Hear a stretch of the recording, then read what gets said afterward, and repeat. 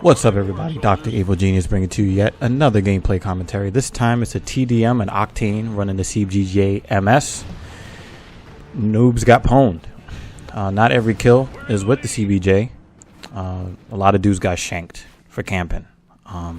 Other dudes got chased down like I was a rapist in an alley with a knife. Sometimes it's just like, damn, you just want to stab them. But anyway, that's not what I want to talk about tonight. What I want to talk about tonight is the commentary I put out last night. I outlined my opinions of the two hot button sports topics being Donald Sterling and Michael Sam. But tonight I want to focus on the Donald Sterling story. The reason why I want to focus on the Donald Sterling story is because after I made yesterday's commentary, it got out that Mark Cuban, the owner of the NBA's Dallas Mavericks, basically said the same fucking shit I was saying. I mean, almost it felt like he watched my video and then like ran on television and did the interview. And if you haven't already seen the video, basically what he said was everybody's a racist. Everybody's a bigot in some way, shape, form, or fashion. It could be fear of people from other countries. It could be fear of homosexuals or, other people known as queers or whatever. The LGBT community.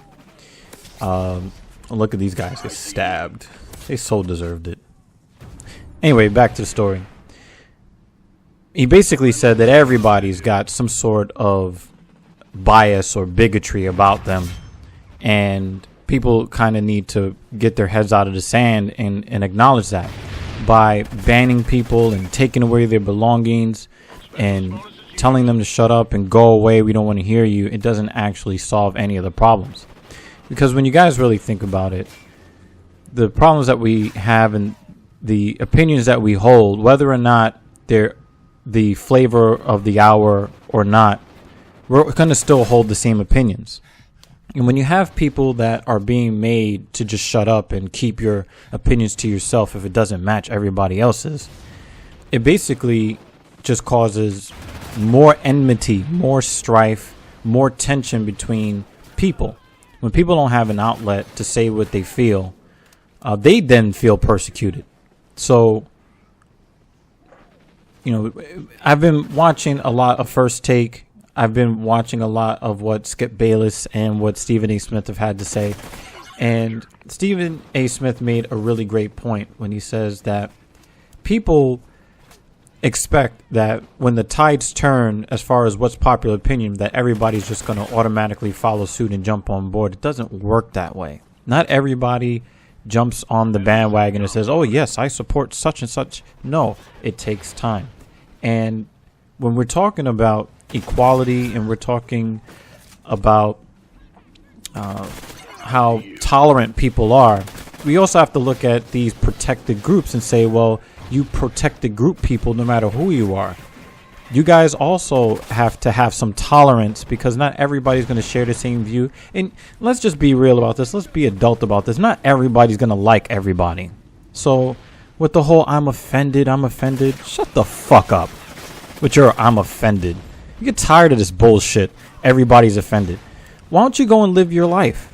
You can't please everybody. You can't be everybody's friend. Not everybody's going to accept you for who you are and support everything you do. What you should be doing is surrounding yourself with people that do support what you do, and fuck everybody else. One of the things that I thought was kind of funny about his comments, when you look at all of the talking heads on ESPN and the other sports channels, was that he talked about how he would feel in a situation where he felt threatened.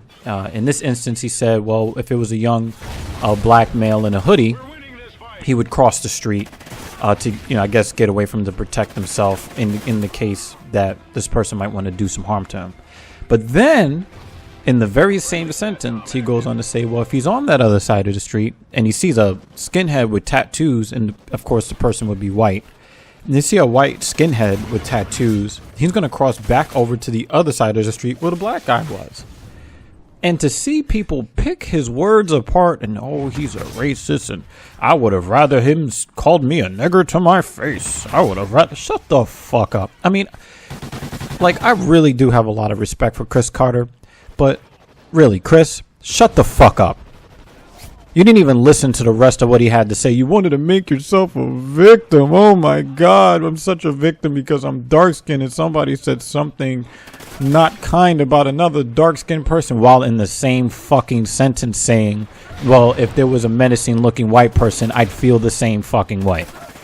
And for everybody to pick apart everything that Mark had to say, it goes to show that no one really wants to solve any of the problems that we have with race and other hot button me versus you, you know, he said, she said, whatever the fuck.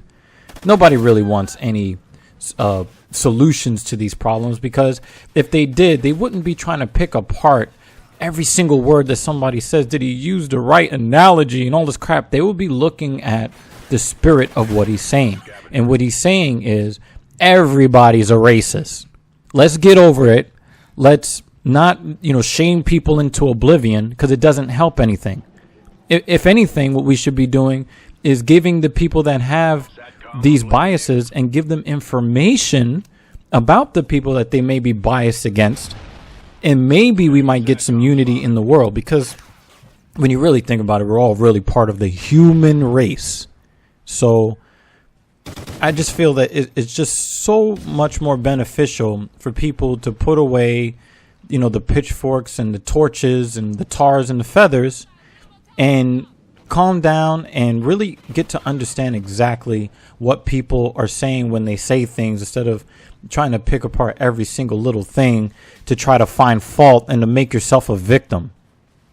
We don't solve problems with a world full of victims and offended people. Oh my God, I'm so offended. Shut the fuck up.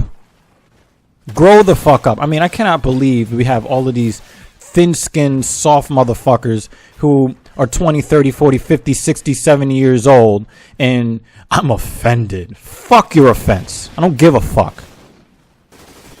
Sorry about the rant, people. I just get tired of the fucking bullshit. Big props to Mark Cuban for the words that he put so eloquently. It just really felt like he was stealing, plagiarizing my thoughts. But again, big ups to Mark Cuban for saying it like it really is. And thank you for watching. See you in the next video.